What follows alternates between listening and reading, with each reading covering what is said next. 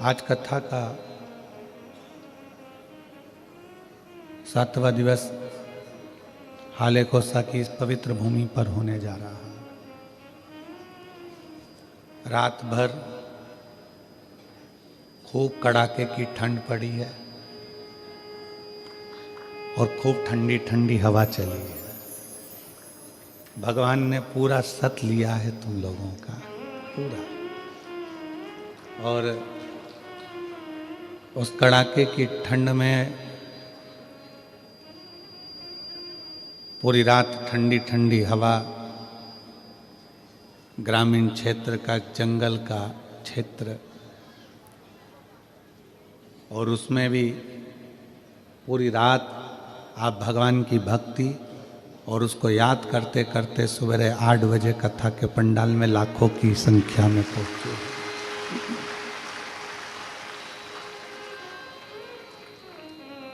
लाखों लाखों की भीड़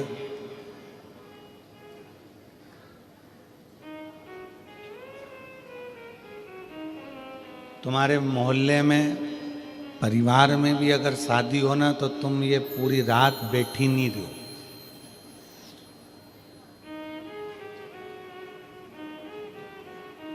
परिवार में भी अगर शादी हो और इतनी ठंड पड़े तो तुम सवेरे 8 बजे, 7 बजे, 5 बजे, 6 बजे कहीं नहीं जाओ।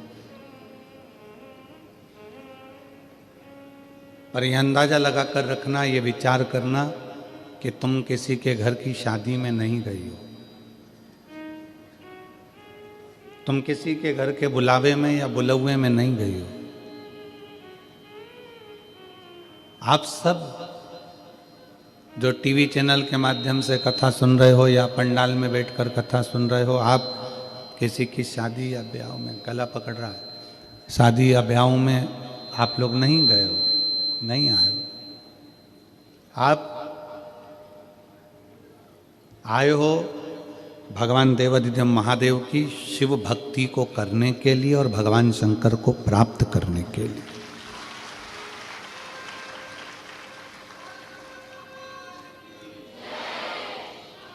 भगवान शंकर को प्राप्त करने के लिए आए।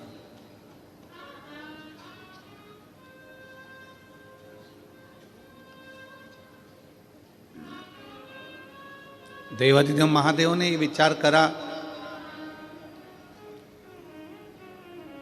जैसे कोई कैलाश पर बैठकर तप करता है, कैलाश की ठंडक, कैलाश का बर्फीला क्षेत्र उसके शरीर से लगता है, ऐसी ही आपकी शिव भक्ति कोहरे में, ठंड में, और ठंड भी भयंकर ठंड में आप इतने प्रेम से रात भर भगवान की कथा का इंतजार कर रहे हो। यह आपका अखंड तप है, आपका अखंड है।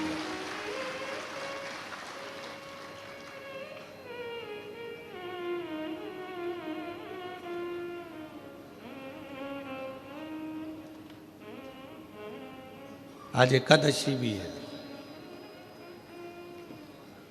और हमारे भगवान शंकर की तो शिव भक्ति में सब कुछ समाया। रविवार, सोमवार, मंगलवार, बुधवार, गुरुवार, शुक्रवार, शनिवार, ये सारे वार और परिवार सब शिव का अविरल भक्ति है शिव। अब उसमें विचार क्या करना है कि हमको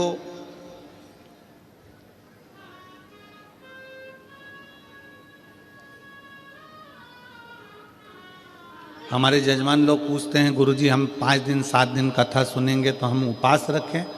हम उनसे कह देते हैं कि उपवास रखो, मना नहीं है, ना रखो वो भी ठीक है, पर इतना याद रखो कि उपवास एक और होता है। एक उपवास होता है आपका भूखा रहना, भोजन त्याग देना, खाना पीना त्याग देना, और दूसरा उपवास होता है कि सबके साथ रहो,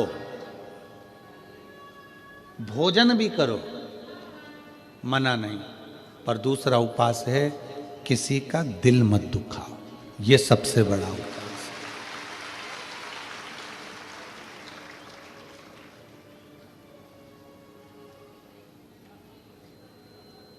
आप किसी का हृदय ना दुखाएं, आप किसी का दिल ना दुखाएं।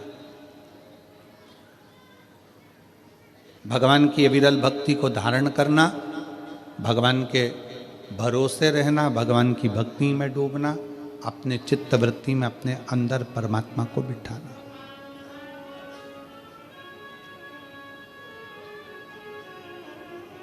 ठंड पड़ती है, कम्बल रात को आप लोग रजाई कम्बल ओढ़कर सोते हो, पूरी रात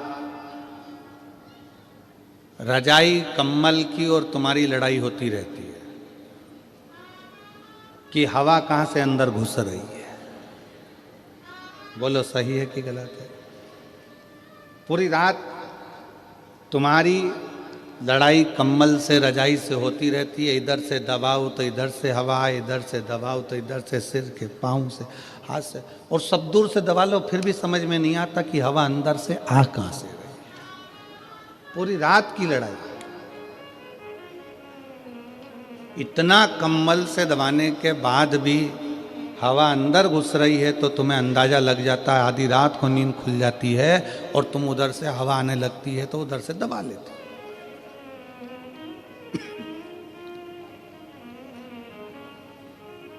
बस जैसे ठंड से अपने शरीर को कम्बल से बचाते हो, उसी तरह घमंड से भगवान शंकर की भक्ति से आप अपने जीवन को बचाओ।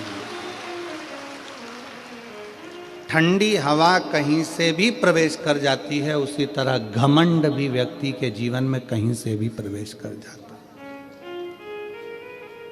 धन का घमंड हो, सत्ता का घमंड हो, प्रॉपर्टी का घमंड हो, व्यापार का घमंड हो, अपनी सुंदरता का घमंड हो, अपनी जायदाद का घमंड हो, ये घमंड व्यक्ति को बर्बाद कर देता। ठंड रात को नहीं सोने देती और घमंड जिंदगी भर सोने नहीं देता, जीवन भर नहीं सोने। एक रत्ती मात्र का भी घमंड अपनी जिंदगी में मत आने दो कि तुम कथा सुनते हो, तुम कथा करते हो, तुम कथा सुनाते हो, तुम कथा करवाते हो, तुम कथा सुनते हो, या अन्य चीज का कोई घमंड अपनी जिंदगी में मत आना।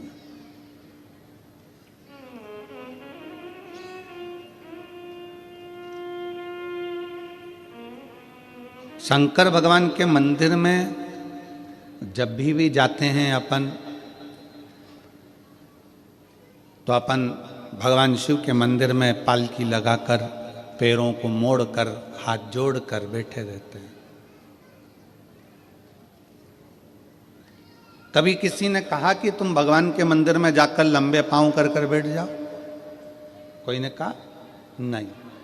पांव को मोड़कर, पालकी लगाकर, जैसे आज तुम लोग बैठे हो ऐसे ही पांव को मोड़कर शंकर के मंदिर में जाकर बैठो, हाथ जोड़कर बैठो। कथा में गए हो, पांव मोड़कर हाथ जोड़कर कथा का रस्तत्व ग्रहण करो। क्यों कहा कि मंदिर में कभी भी अपने पांव लंबे कर कर नहीं बैठना, पांव मोड़कर बैठना। पांव मोड़ने से मतलब है कि मंदिर में जब भी जाना, भगवान के पास जब भी जाना, कथा में जब भी जाना, तो अपने दिल को संसार से मोड़कर परमात्मा के पास लेकर बैठना, तो परमात्मा मिल सकता। अपने मन को मोड़ो। एक गाना बीच में किसी ने गाया था, मैं निकला गड्डी लेके, रास्ते में एक मोड़ आया और उत्ते दिल छोड़ आया।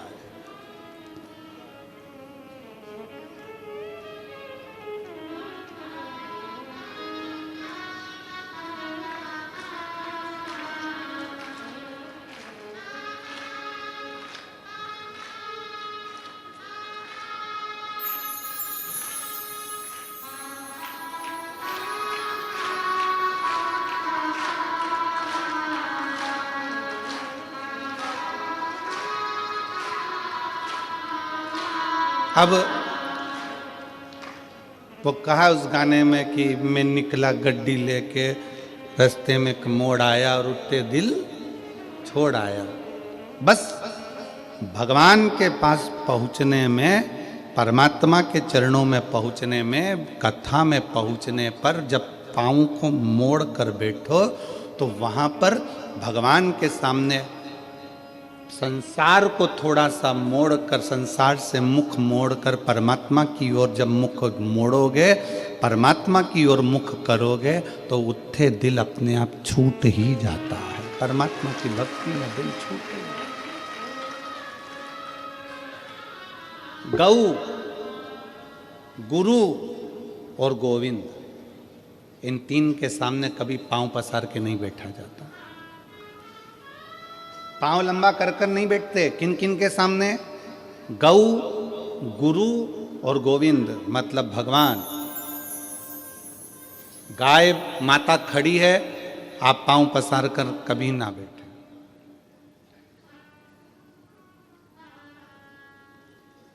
आप सबको मालूम होगा कि कृष्ण अवतार में एक असुर बैल का रूप लेकर आ गया।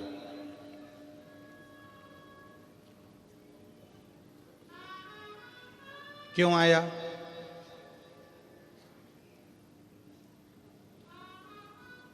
किस लिए आया? कामधेनु खड़ी थी, अरिष्टा ने अपना पांव लंबा करा और लेट गया। गाय के सामने पांव करा तो ब्रह्मा जी ने उसको श्राप दे दिया कि तू पृथ्वी पर जाएगा, असुर बनेगा। उसने क्षमा मांगी, मेरे को क्षमा कर दो। तो कहा द्वापर में भगवान कृष्ण आएंगे और तेरा संहार करेंगे, तुझे इससे मुक्त कर देंगे। तू बैल का रूप रख लेगा। और भगवान कृष्ण के सामने बैल का रूप रखकर गया। भगवान कृष्ण ने उसको पछाड़ कर उसको मुक्त करा। गौ, गोविंद और गुरु, इनके सामने कभी पांव पसार कर मत बैठना, कभी पांव लंबा कर कर मत बैठना। हम कई लोगों से कहते हैं आप कथा सुनने के लिए जाओ, शिव महापुराण की कथा श्रवण करने के लिए जाओ। अगर शंकर की कथा में जा रहे हो तो तुमको जगह मिले ठीक है, परंतु अगर ज़्यादा जगह मिल जाए तो अपने पांव लंबे कर कर कभी मत बैठो। पांव पसार कर नहीं बैठना, पांव समेट कर बैठो। भगवान शंकर के मंदिर में अपन पांव को मोड़ के बैठते हैं, हाथ जोड़ कर बैठते हैं, क्योंकि अपने दिल को मोड़ना है परमात्मा की ओर, भगवान की।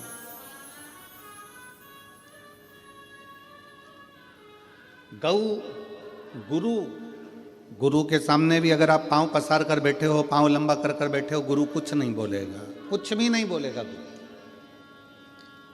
गाय भी कुछ नहीं बोलती अगर पांव लंबा कर कर बैठे हो तो, और गोविंद भी कुछ नहीं कहते पांव लंबा कर बैठे हो। पर याद रखो, गौ भी नहीं बोलेगी, गुरु भी नहीं बोलेगा, गोविंद भी नहीं बोलेगा। पांव लंबा कर कर बैठे हो तुम, अगर भले बैठे हो पर ये नहीं बोलेंगे, परंतु उसका पाप हमारे माथे पर जरूर चढ़ेगा। इसलिए गौ, गुरु और गोविंद के सामने पांव को लंबा कर कर नहीं, पांव समेट कर बैठना चाहिए। मोड़ कर दिल को परमात्मा में छोड़ना चाहिए और भगवान की भक्ति को धारण करना चाहिए। बोल बम का नारा है सारी समस्या का हल, भगवान शिव की भक्ति करना, भगवान की अविरल भक्ति में बैठना, डूबना।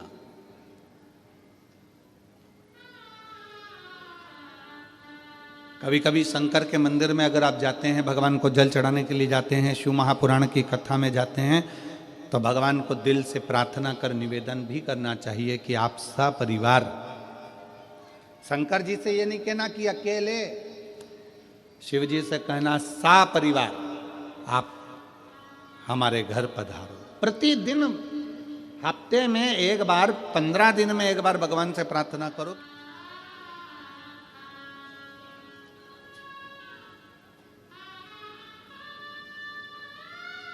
आप सबको स्मरण में होगा कि मान लो आप 12 महीने की शिवरात्रि करते हैं, सोमवार का व्रत करते हैं, या प्रदोष का व्रत करते हैं, या प्रदोष करते हैं, या सोमवार की अष्टमी करते हैं, या शिवरात्रि का व्रत करते हैं। अगर इतना चावल आप भगवान शंकर को चढ़ा रहे हो तो उसमें से एक चावल का दाना पीला कर कर चढ़ाना पड़ता है। चंदन में पीला कर कर, केसर में पीला कर कर, या हल्दी में पीला कर कर उसको एक दाना चावल का पीला चढ़ाना चाहिए। क्यों? हम भगवान शंकर को पीले चावल के माध्यम से निमंत्रण दें कि आज सोमवार की अष्टमी है, या पशुपति व्रत है, या हमारा ये व्रत है, या सोमवार है, या प्रदोष है, या अन्य, बाबा आप हमारे यहां पधार।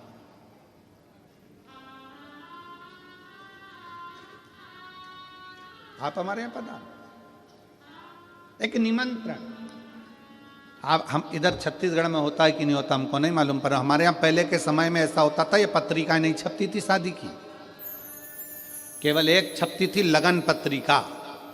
पंडित जी लिखते थे ब्राह्मण देवता, और ब्राह्मण देवता लगन लिखकर उसको बांधकर खवास को देते थे, और खवास नाई उस लगन पत्रिका को समधी के घर लेकर जाता था। इधर होता था कि नहीं होता हमको नहीं मालूम। पहले एक पत्रिका छपती थी, लगन पत्रिका। ये शादी की जो पत्रिकाएं छपती है ये पहले नहीं छपती थी। पहले जाते थे दरवाजे, प्रत्येक घर के दरवाजे पर जाकर पीला चावल देते थे, पीला अक्षत देते थे, पीला चावल, और हाथ जोड़कर कहते थे कि बेटी की शादी है, इतनी तारीख को आपको आना है, मंडप होगा, इतनी तारीख को आपको आना है। और लोग याद रखते थे कि भानु प्रताप के यहाँ, राम सिंह के यहाँ इतनी तारीख की शादी है, कमलेश के यहाँ इतनी तारीख की शादी, लोग याद रखते थे। माता पूजन इतनी तारीख की, मंडप इतनी तारीख। और जब माता पूजन होती थी तो खवास फिर एक दिन पहले आता था कि कल माता पूजन होगी। मंडप होता था तो खवास फिर एक दिन पहले आता था कि कल मंडप इतनी बजे होगा। फिर खवास आता था, बारात इतनी बजे लगेगी, जनवासे में बारात इतनी बजे पहुंचेगी। फिर होता था भावर इतनी बजे होगी, कन्यादान इतनी बजे होगा। पहले निमंत्रण मुख से दिया जाता था, प्रेम से दिया जाता था, खुद पहुंच कर दिया जाता था, स्वयं जाकर निमंत्रण के रूप में बोला जाता था। आज का ज़माना व्हाट्सएप का, आज का ज़माना फेसबुक और यूट्यूब का, आज का ज़माना सोशल मीडिया का, सब बंद हो गया। अब तुम मोबाइल पर बोल देते हैं कि आना, मन नहीं है बुलाने का तो भी कहना पड़ रहा है कि आए तो ठीक, नहीं आए तो बहुत अच्छा। सोशल मीडिया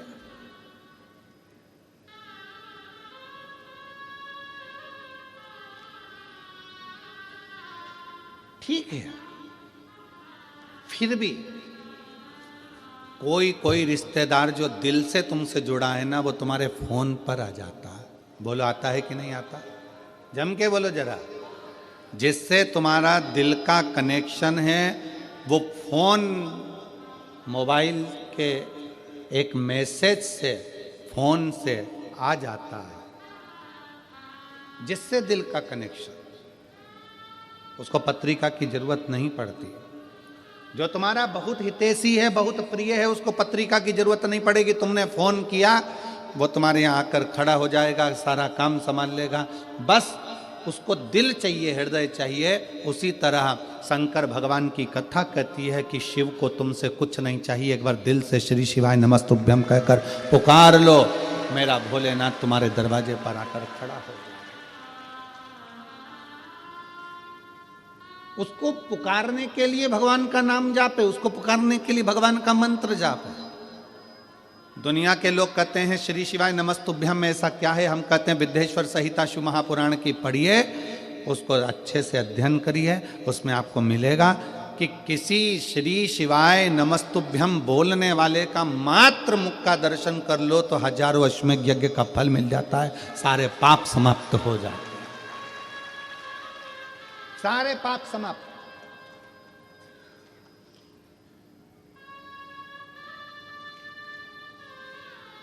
श्री शिवाय नमस्तुभ्यम किसी के दरवाजे पर अगर लिखा हुआ है, लगा हुआ है, तो दरवाजा बंद भी है, कोई आया दरवाजा बजाया, उसने पढ़ लिया श्री शिवाय नमस्तुभ्यम, उसका दरवाजा खोला, उसके मुंह का दर्शन करा, मुख का दर्शन करा, तो हमारा भी कल्याण हो गया।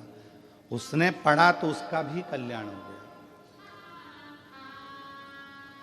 अपने दरवाजे पर लगा दो श्री शिवाय नमस्तुभ्यम, अपनी गाड़ियों पर चिपका दो श्री शिवाय नमस्तुभ्यम, अपने वाहनों पर लगा दो श्री शिवाय नमस्तुभ्यम। शिव तत्व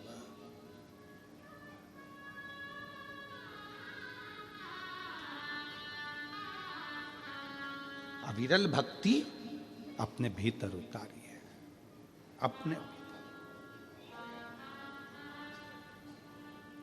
श्री शिवाय नमस्तुभ्यम, श्री शिवाय नमस्तुभ्यम, श्री शिवाय नमस्तुभ्यम, श्री शिवाय नमस्तुभ्यम, श्री शिवाय नमस्तुभ्यम, श्री शिवाय नमस्तुभ्यम, श्री शिवाय नमस्तुभ्यम, श्री शिवाय नमस्तुभ्यम, श्री शिवाय नमस्तुभ्यम, श्री शिवाय नमस्तुभ्यम। हम जब मुख से उच्चारण करें, हम जब अपने दरवाजे पर, अपनी गाड़ियों पर, अपने व्यवसाय में श्री शिवाय नमस्तुभ्यम लिख देते हैं, समझ लेना कि वो व्यापार तुम्हारा नहीं है, शंकर उसके अधिपति बनकर उसको संभाल रहे हैं। तुम्हारा घर शिव का घर। किसी किसी के घर पर नेम प्लेट लगी रहती है, R.K. Yadav, K.P. Sahu, B.K. Verma, N.K. Thackeray, K.K. Kulkarni. किसी किसी के दरवाजे पर नाम प्लेट लगी रहती है, मतलब ये किसका घर है? K.K. ठाकरे का, कुलकर्णी का, इसका। बोलो सही है कि गलत? नेम प्लेट लगी है तो मालूम पड़ता है कि इसका घर है। और उसी घर के दरवाजे पर अगर श्री शिवाय नमस्तुभ्यम लिखा रहेगा तो लोग क्या कहेंगे? ये शंकर का घर है, ये संभालता है, ये उसका है, ये अपना नहीं है। हाँ, शहरों में थोड़ा सा नाम गड़बड़ लिख देते हैं, शहरों में थोड़ा थोड़ा। हम अभी वहाँ ठहरे थे, रायपुर में कथा हो रही थी, वहाँ से गाड़ी आगे जाके चौराहे से यूँ टर्न होती है और फिर जाके हम कथा स्थल पर जा रहे थे रायपुर। तो वहाँ टर्न जहाँ से हो रही थी वहाँ पर लिखा था सावधान अंदर कुत्ता है।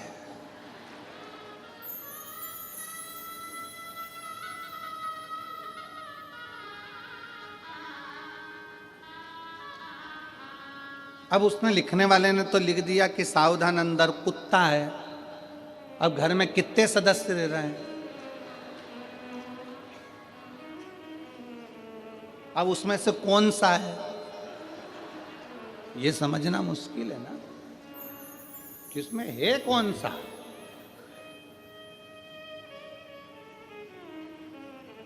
हमने खबर करी तो फिर उन्होंने पर्चा हटाकर लिख दिया सावधान अंदर एक कुत्ता है। अब अभी भी गड़बड़ है कि इतने सारों में वो एक कुत्ता कौन सा है। फिर उन्होंने हटाया, फिर लिख दिया कुत्ते से सावधान। फिर उन्होंने